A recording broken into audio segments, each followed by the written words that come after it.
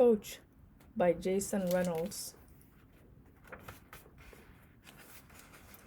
Coach, track, book number 5. For the future coaches. 1. The moral of the story is, a future world champion shouldn't bleed over stank-mouthed clowns, but it happens. If I had all the money in the world, know what I'd buy? A time machine. And if I had a time machine, know the first thing I'd do with it? Fast forward straight to the future. Not the faraway future, but the close-by future, like 5 or 6 years from now. Pop up right at the end of the 100-meter dash with a whole stadium of people cheering me on as I cross the finish line with my chest out and my arms wide like a bird on glide. My mom and dad waving all wild, watching with the whole world as I climb to the top of the podium with my shiny Olympic medal heavy around my neck. Gold. And then, you know what I'd do? Get right back in my time machine and rewind. Go back to the past. Not the faraway past, but the just a little while ago past. The just before Quentin Carswell cracked jokes about my hairline in front of the whole 7th grade past. And you know what I'd do when I got there? I'd take my Olympic medal, the one I just won in the future, and smack Quentin dead in the face with it. Wham! Right across his stank mouth. Tell him to watch how he talks about the champion of the world. Yep, that's what I'd do. But I don't have all that money. So I don't have a time machine. I don't even know if they finished making them yet. So I don't have no gold medal either. Which means Quentin gets to keep all his teeth. He gets to be champion of the 7th grade, which apparently don't take nothing but a few jokes. But them jokes get a whole lot of laughs. And them laughs come from a whole lot of people. Even the teachers, even the janitor, even the lunch ladies, and sometimes even me. Especially when the jokes ain't about me. And they usually wasn't about me. Until they was. And even though my eyes get hot when I think about Quentin and his jokes, I don't all the way blame him for cracking them. I mean, some of the blame is on Mr. Flowers, the principal, who thought it was a good idea to have a talent show at lunch. Said he was thinking about making it an every other Wednesday thing until the end of the school year. But it was already May, so thankfully we'd only have to suffer through 1 or 2 more before summer. Called it the Lunchtime Talent Show, which let me know he in fact has no talent when it comes to naming talent shows that take place at lunchtime. Also, he has no talent when it comes to making school more fun, mainly because it ain't in school's personality to be fun in the first place. Everybody knows that. Yeah, it sounds bad to say, but I don't make the rules. School does. And the rules say fun is for places where there ain't no grades, or detention, or textbooks, or tests, or lockers, or principals with bright ideas, or Quentins, which means fun ain't for school. But Mr. Flowers was trying. Gotta give him that, I guess. The deal was whoever won the talent show got to have tacos after school, where the fun is, with 3 of their friends, which was enough to get everybody hype about it, get everybody signing up, which was just them writing their names on tiny strips of paper, balling them up and tossing them into a paper bag Mr. Flowers was holding. We won't be able to get to everybody, Mr. Flowers said on the microphone, shaking the bag of names up. But some is better than none. He reached his hand in, pulled out the first name. Contestant 1 was Rashida Boone. She sang Whitney Houston while her sister Rashonda, who was a grade up but snuck into our lunch just in case Rashida's name got picked, beatboxed behind her. High notes and spit all over the place, but they was jamming. Now, I don't know if doing a handstand is a talent, but that's what contestant 2, Antoine Rogers, did.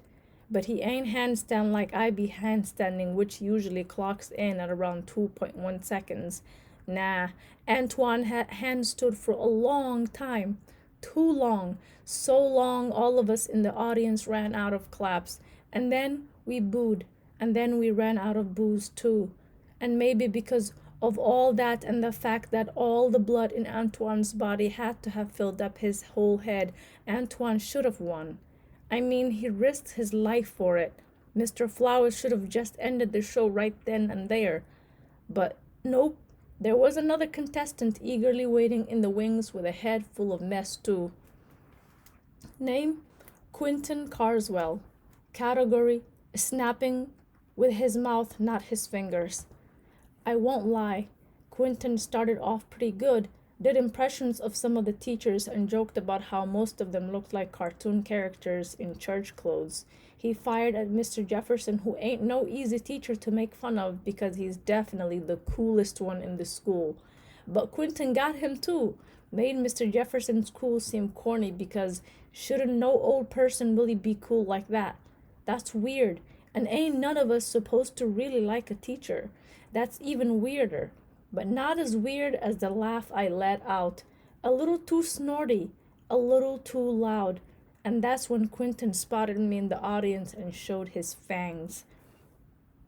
"What you laughing at, Odie?" he snarled. "At least Mr. Jefferson can afford a haircut. Your hairline looks exactly like how I feel when I see it." Sad. Laughter from the lunch tables. Matter of fact, it's even in the shape of a frown. More laughter. "Y'all, Odie ain't got no shape up. He got a shape down." Big laughter. "Now that I got a good look at it, it kind of looks like you drew it on yourself." Bigger laughter. And a bingo from me, because that joke let me know why he was coming for me, why he was chomping and chomping. He was jealous, mad because of what had happened on Tuesday in art class. The assignment was simple.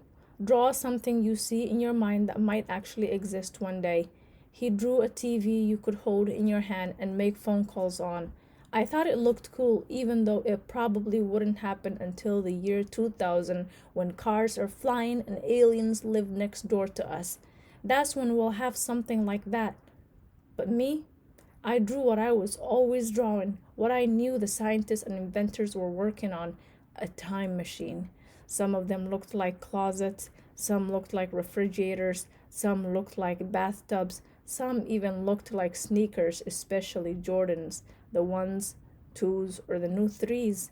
But this one happened to look like a desk, and for whatever reason, the class liked my drawing better, and so did our teacher, Mrs. Tannerbaum. And the only reason that was a problem for Quentin and became a problem for me was because even though he was a class clown, he was also the best artist in 7th grade, maybe even the whole school. And because of that, this. I mean, seriously, Odie, have you ever in your whole peasy-headed life been to a barbershop? Quentin came to the edge of the stage so he could really lock in on me. "You even know what a barbershop is?"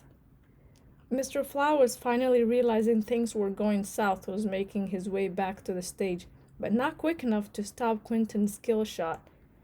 "Let me guess," Quentin aimed. "You probably think the barbershop is where your mommy buys your Barbies at." "My mother don't buy me no Barbies," I muttered from my seat. The words were half chewed and spat mostly on myself. I wanted to slide off the bench and under the table. Mr. Flowers was snatching the mic from Quentin and sternly pointing him off stage. "Ladies and gentlemen," Mr. Flowers started, but even his voice wasn't strong enough to overpower all the yucking mouths. Mega laughter from people I'd always been as friends, as cool, or at least cool enough to let me see their homework. Cool enough to share fries with, cool enough to not laugh, I thought, but now cold. "Ladies and gentlemen," Mr. Flowers repeated louder, "we will not tolerate this." People were laughing, tears from their eyes. "Quentin will be disqualified," Mr. Flowers yelled over the ruckus, which was finally coming down to a simmer. "But it ain't matter. Quentin already won. I already lost, stuffed into my own shell, right there at the lunch table. Now for some truth about my hairline. It had grown in. Quentin was right about that, despite being salty about his miniature TV phone drawing. I think he called it phonovision, which honestly didn't help. Quentin was also right about me never going to the barber shop for a cut, but that's just because my dad cuts my hair. Been cutting it my whole life. I ain't saying he's as good as a real barber, but he good enough to keep me from getting dozen to death. Good enough for a regular, but I knew better than to ever ask him for a fade or a part. Did it before. Won't do it again. It was for my fifth grade class pictures. And let's just say Dad ain't really understand the fade part or the part.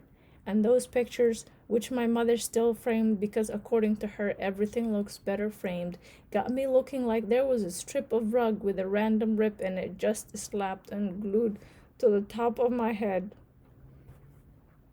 So after that, I only asked my father for a regular, cut it low and let it go. He good at that, plus it took less time, which made it easier on his back. He was always complaining about that. His back. Always ouching and sucking air through his teeth, reverse hissing, and it always got worse when there was rain coming. Don't ask me to explain what that means or how it works, but my dad always says it. We must be gonna get some rain, he'd say, wincing and stretching like the storm's moving through his body and has already shot some lightning in his spine. Guess the rain clouds be cussing them old backbones out, and I guess them bones be cussing right back. So because of all that, Dad only cut my hair whenever he got good and ready, which means he's also to blame for me getting joked to death at school because of that saying, I'll cut it whenever I get good and ready, despite how bad and ready I already was, despite how bad and unready I was for the jokes. And not only was Dad not good and ready when I got home from school that day, he was also gone. Being gone away on business for weeks. Work trip. There was no way I could go back to school the next day with my hairline looking like it was melting. Not after everything Quentin said, not after his insults echoed, bouncing off the walls of the cafeteria like there was 5 Quentins cracking on me. So after school, I went in my parents' bathroom and did the only thing I could do. Searched for my father's clippers. I was gonna take care of my forehead fiasco myself. I checked the bathroom cabinet, checked the drawer Ma kept all her hair stuff in, figuring my father probably kept his in there too. Whoa! It was like a grab a bag of machines. Blow dryers that look like space guns, curling irons that look like lightsabers, and all kinds of other weird things she said were meant to make her pretty, even though she already pretty. It's stuff like lipstick and paints and my favorite pencils she used to draw on her face, to make all the real things more real, she says. Like lips become more lips and eyes become more eyes with the help of these magic makeup pencils. But no clippers. However, I did find the next best thing, a razor plastic and pink. Looked kinda like a toy. She told me she used them to shave the hair off her legs, which I always thought was weird because what's wrong with having hair on your legs? Dad never seemed to mind his, or the hair on his chest. Razor in hand, I went back to the other bathroom, the one in the hallway across from my room. Stared at myself in the mirror, brushed my hair to see if I could lay it down some before shaping it up, tried to imagine where the actual line was supposed to be, where the bars were, the boxed corners. I held the pink blade up against my forehead exactly how I saw my dad do with the clippers whenever he got good and ready. That's not true. I never actually saw my father do it. I just felt him do it, heard the buzz of the motor in my ears. But a haircut and a shape-up are 2 separate things. Whenever he was actually giving me a cut, like a cut, I'd feel the clippers guard comb through my knots, chopping them down like overgrown grass. But a shape-up was different, felt different. He used a different kind of clipper, the one that looked less like claws and more like a razor. which is how I knew a razor would work, and he would start with gentle taps with the blade, taps that would sometimes sting before scraping it across my skin. So I did the same. Held the razor to my forehead, did a few taps first, and then raked it across. Once, twice. My goal, to shave off the newborn hair and create the corner, because everybody knows the corner's gotta be crispy. And I got excited because I could hear the hairline being erased and I could feel the sting too. So I knew I was making a path to what was going to be a joke-free tomorrow. But then the sting went from normal to not normal, and then from not normal to burn, and then from burn to sizzle, and then from sizzle to wet. And when I pulled my hand away, what I saw, instead of a new good-looking me, was something else, something completely else. Blood blooming before a drip, and then a drip. No, not a drip. Drips. So many. So bad. Bad, bad, bad looking. Somehow I'd shaved a square of skin clean off my forehead. My left eyebrow gone right along with it. Gone. Gone.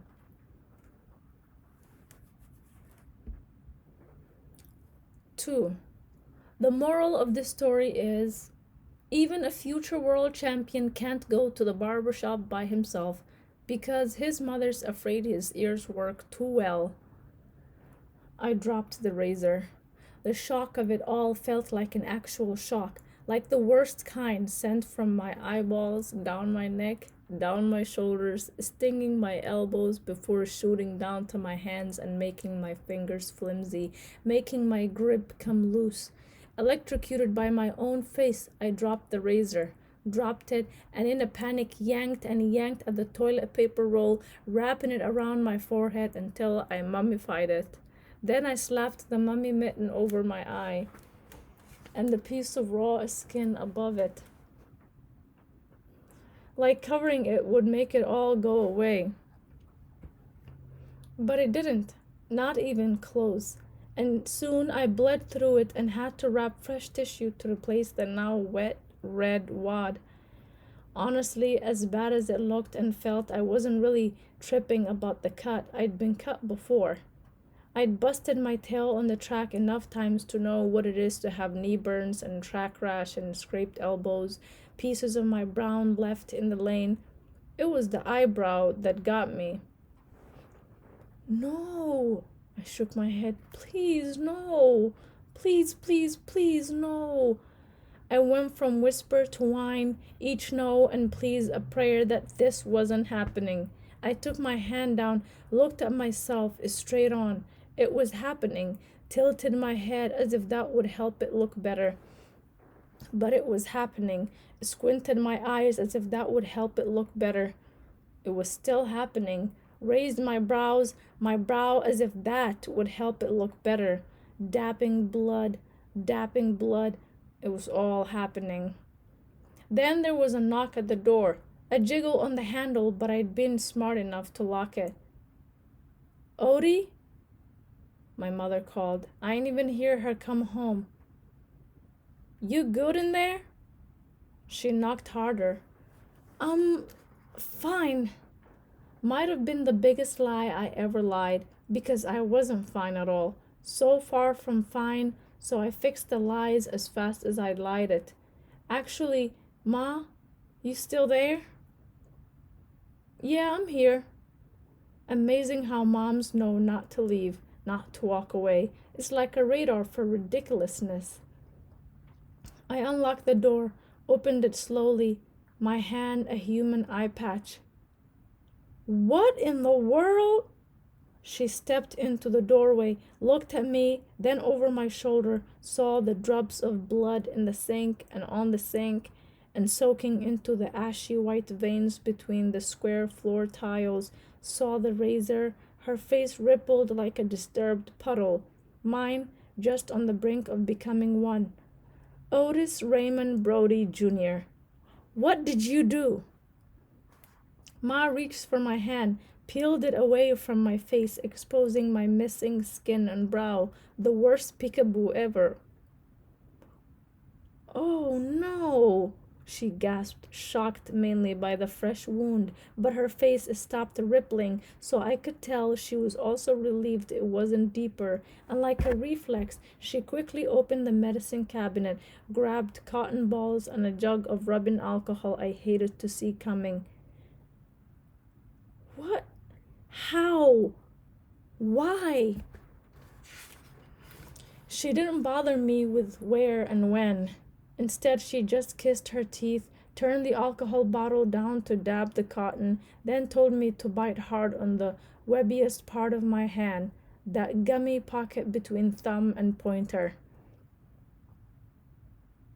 "Just like you're eating an orange slice," she instructed, "because this gon' hurt." Then she touched the cotton ball to the wound. She tried to be soft, but it ain't matter because it sizzled anyway, like bacon in the frying pan. I bit, chewed, gnawed, awed, and tried not to bite through the skin of my hand because I ain't want to have to do this all over again. Then came the band-aids, and as my mother was pressing them on my head like Halloween stickers, she turned her focus on my missing brow. "What were you thinking, baby?" she asked, lining up the third band-aid. "I was just trying to give myself a shape up and—" "A shape up?" she interrupted. "With a razor?" I could hear the head shake in her voice as she picked the razor up off the floor. She set it on the sink, then took a seat on top of the closed toilet, pulling me in close. "Why were you even trying to do that in the first place?" "Because I can't keep waiting on Dad. I know he on his trip, but while he tripping, I'm tripping because at school they tripping on me, especially this one kid, Quentin. It snapped on me from the stage at the lunchtime talent show." "At the what?" "The lunchtime talent show," I repeated. "He said my hairline looks like the hill jack and Jill ran up."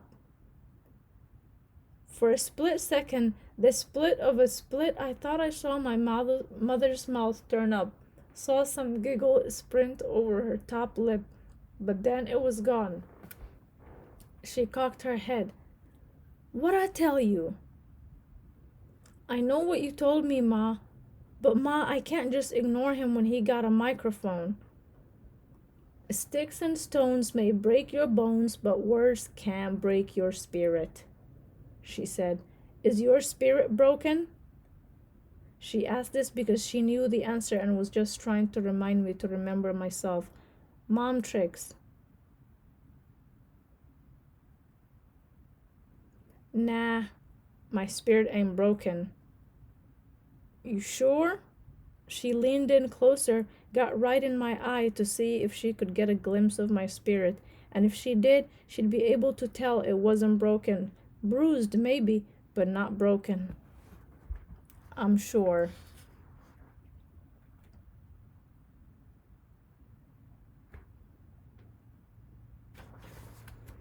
"Good."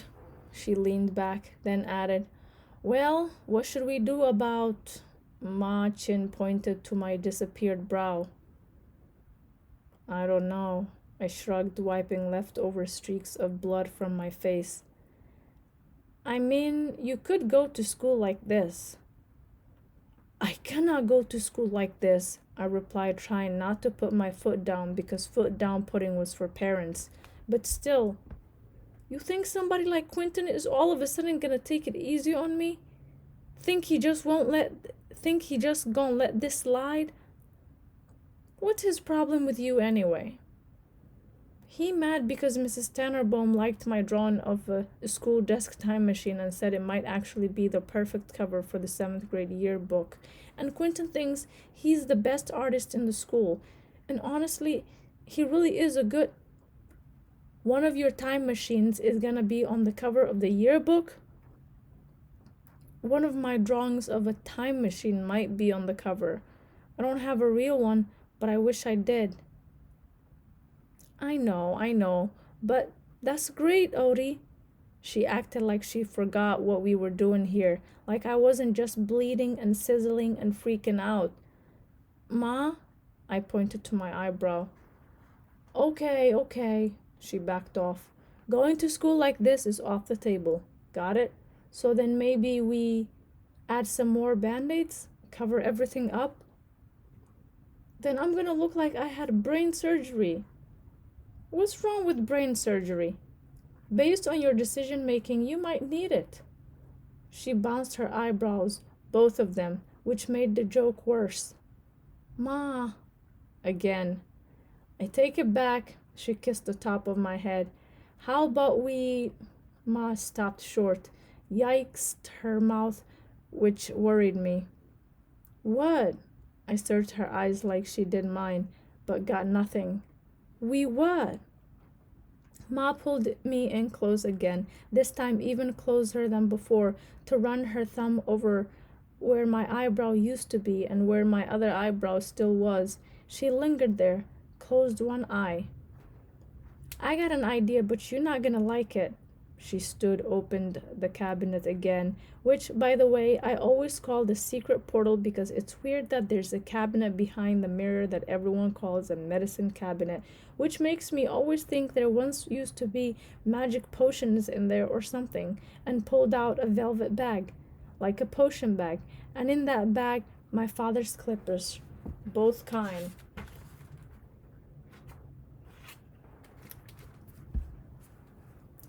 I would have never found them. The clippers buzzed alive with a growl, the shape-up ones. What you about to do with those? I asked, leaning away. You only look weird because you got one eyebrow, Odie, she explained. I know, but it's not like we can put the other one back on, so what you... And then it hit me. Wait, no, Ma, no. It's the only way, she pleaded, followed by, we'll come up with a story, a reason. What reason? Like, why would anyone do this? I don't know, but we'll figure something out. Did I want her to cut off my other eyebrow? No, I definitely did not. But I knew deep down she was right, knew there was no other way.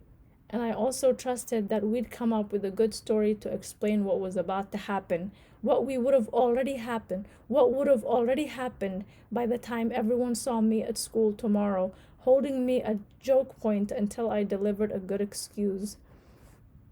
What you think? She asked. Should we do it? I nodded. And she did it. Shaved my other eyebrow off. Clean.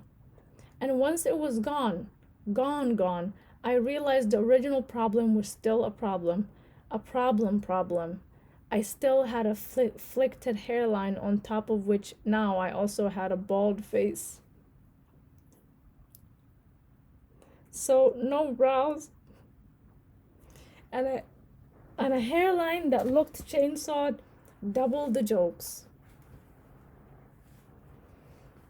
I asked her if she could just take me up the street to the barber shop, just this once, and you would have thought I asked her to build me one, which, by the way, I would have built myself if I had all the money in the world, which I don't. But if I did, I'd build me one, my own, right after I bought me a time machine. Matter of fact, I would have kept my time machine in my barber shop, my gold medal too.